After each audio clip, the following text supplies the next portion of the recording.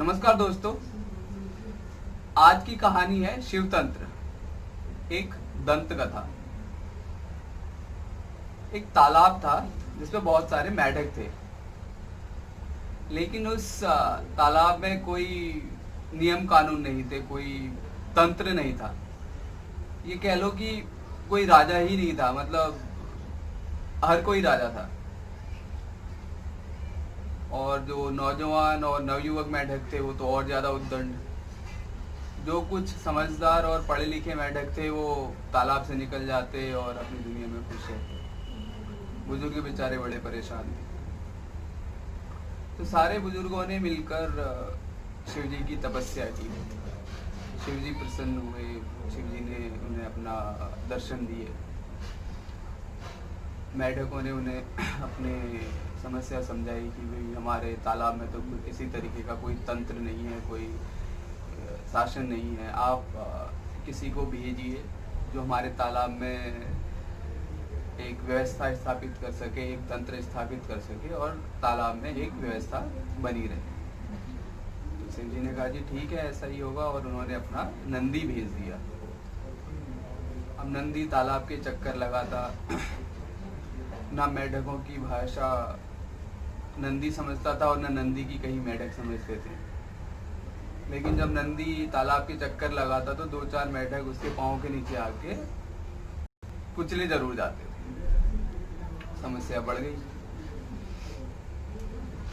दोबारा से शिव जी की तपस्या की गई।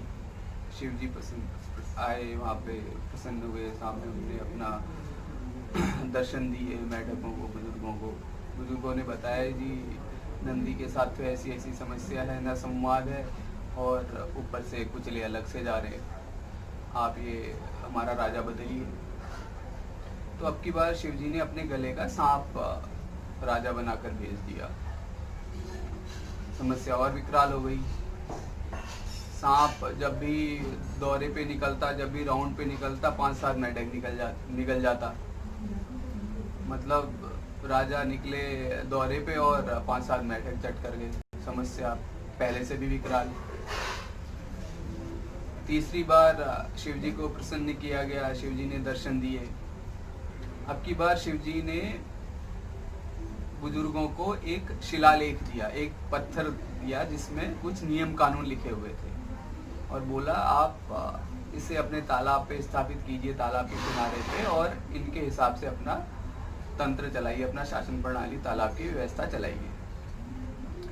जैसे ही मेंढक उस पत्थर को अपने तालाब पे स्थापित करने लगे, वो पत्थर पलट गया और उसके नीचे बहुत सारे मेंढक दब गए, कुछ ले गए, मारे गए। समस्या और विकराल, मतलब पूरे तालाब में हाहाकार, मेरा ये मर गया, मेरा वो मर गया, मतलब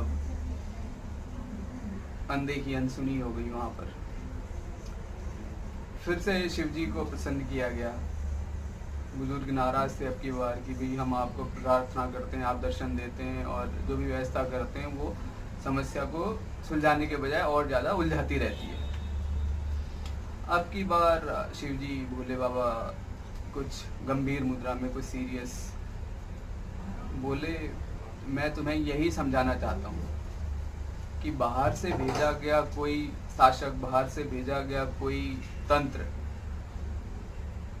आपके समाज के लिए और आपके रहन सहन के लिए नियम कानून नहीं बना सकता। बाहर से लिख कर दिया गया कोई नियम कानून दिखने में, पढ़ने में कितना ही अच्छा हो, वो आप लोगों के लिए सुलभ नहीं हो सकता, आप लोगों के लिए नहीं ठीक हो सकता। आप लोग अपना तंत्र खुद स्थापित कीजिए। ये तंत्र मंत्र के चक्कर में, किसी और के चक्कर में मत पड़िए। अपनी गलतियों से सीखिए और अपना राजकाज, अपना व्यवस्था, अपना तंत्र खुद स्थापित कीजिए। तो इस व्यवस्था के बाद, इस सुझाव के बाद शिव जी के वो तालाब में क्या हुआ क्या नहीं हुआ ये तो नहीं पता, लेकिन ये जो तंत्र का सुझाव शिव जी ने उन मेंढकों को दिया, उससे हम भारत के लोग, आप, मैं, हम, आसपास के लोग बहुत कुछ सीख सकते हैं।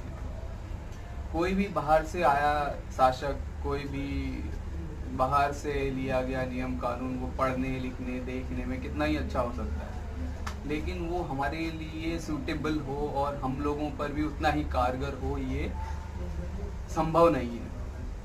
हमें अपना तंत्र खुद स्थापित करना पड़ेगा, अपने लोगों में, अपने बीच के लोगों को अपना प्रतिनिधित्व देना पड़ेगा। कोई चुनाव के दौरान बाहर से आया हुआ कोई व्यक्ति हमारे सामने आ जाए चुनाव लड़ने, जी मैं वहाँ से पढ़ा लिखा हूँ, मैं वहाँ से आया हूँ, मैंने ये किया, मैंने वो किया, मुझे चुनो, तो ऐसे लोगों को चुनने के बजाय हमें उन लोगों को तरजीह देनी पड़ेगी जो हमारे बीच के लोग हैं, जो समस्याओं के वक्त हमारे साथ खड़े रहें और हमारे लिए समाधान और एक आगे बढ़ने का रास्ता निकालें। तो ये थी आज की कहानी, एक दंत कथा।